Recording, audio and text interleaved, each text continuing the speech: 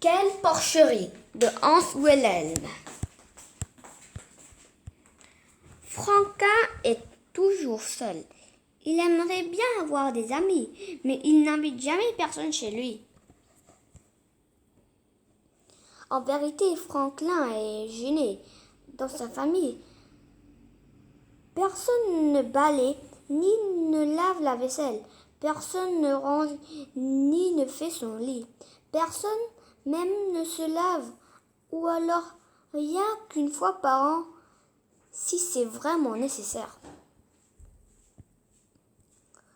La maison est dans un tel désordre qu'on trébuche sans cesse de Franklin qui dormait toute la nuit. Chaque matin, Franklin se lève tôt pour aller à l'école. Ses frères, par contre, se réveillent à la dernière minute. Ils partent en courant sans se laver et sans prendre le petit déjeuner.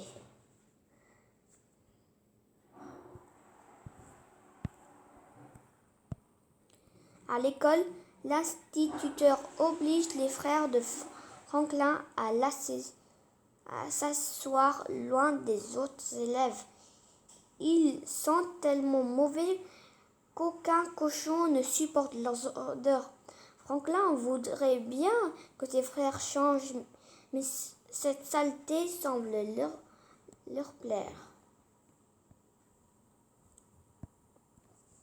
Un jour, l'instituteur propose à la classe de faire des tableaux.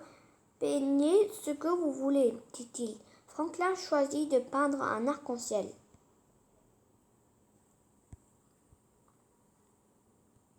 Quand il a terminé, l'instituteur montre son tableau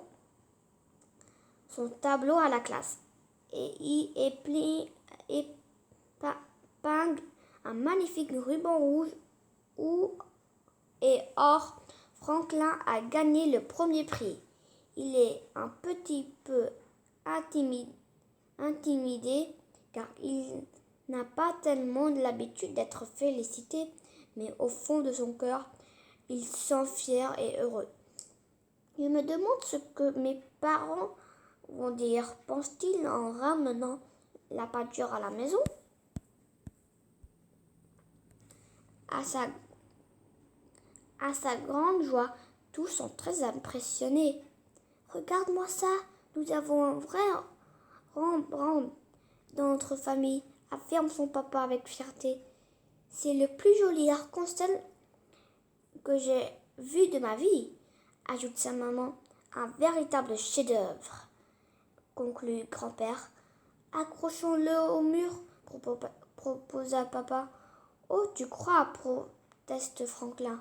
Son père insiste. Ne fais pas le timide, Franklin. Cette étoile mérite d'être admirée par tout le monde. Une fois le tableau pendu, Franklin recule de quelques pas. Vous ne trouvez pas que ce serait plus beau si le mur était un peu plus propre? Demande-t-il calmement. Tu as peut-être raison, dit son père. Nettoyons-le. Et le père de Franklin se met à frotter le mur avec de l'eau et beaucoup de savon. Regarde, il y a du papier plein là-dessus, dit-il. C'est un joli motif, ajoute la mère de Franklin. Merci d'avoir nettoyé le mur, dit Franklin. Mon tableau semble tellement plus beau à présent. Oui, mais maintenant que le mur est propre, on remarque encore plus que le sol n'est pas là. Nous devrions peut-être nous débarrasser de cette vieille paille, suggèrent ses parents. Laisse-moi faire, interrompt son grand-père. Depuis 50 ans, je me dis que je devrais changer cette paille et je ne l'ai jamais fait.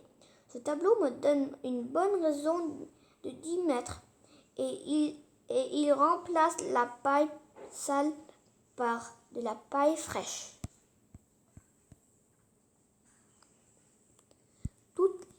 la famille est d'accord. La peinture qui a gagné le premier prix est bien plus jolie dans la maison propre. Les tendures, dit maman à Franklin. J'allais oublier de m'occuper des tendures. Elle dépend alors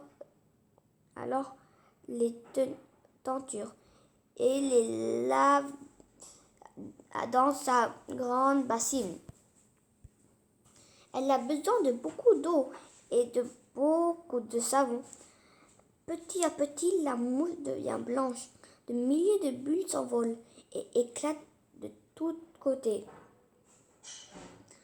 Ce bain de mousse est si tentant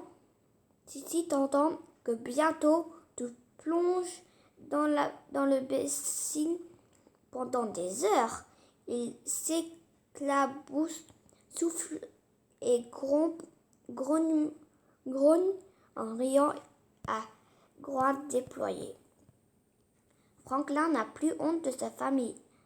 Il invite même ses copains à venir pique-niquer chez lui. Sa maman leur sert les gâteaux tandis que son père joue quelques airs sur un vieil harmonica. Même grand-père s'amuse avec eux.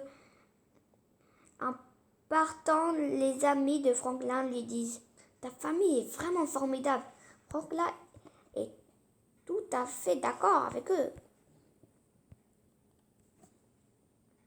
Maintenant, la vie est beaucoup plus agréable pour tout le monde. Franklin suit des cours de peinture et fait de grands progrès. Son papa, sa maman, son grand-père et même ses frères se lavent tous les jours et veillent à garder la maison propre et en ordre. Pourtant, de temps en temps, toute la famille prend un délicieux bain de boue. Même Franklin.